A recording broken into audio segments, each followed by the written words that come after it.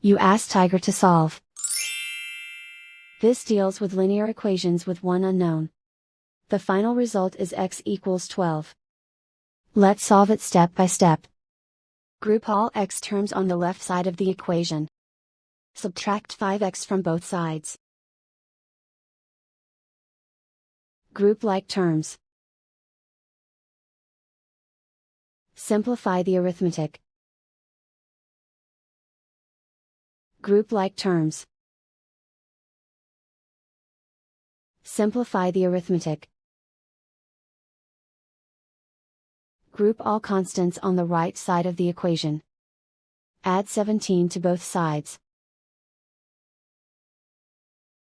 Simplify the arithmetic.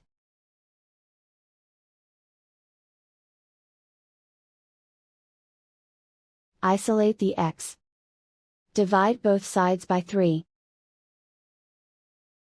Simplify the fraction. Find the greatest common factor of the numerator and denominator. Factor out and cancel the greatest common factor. And so the final result is x equals 12.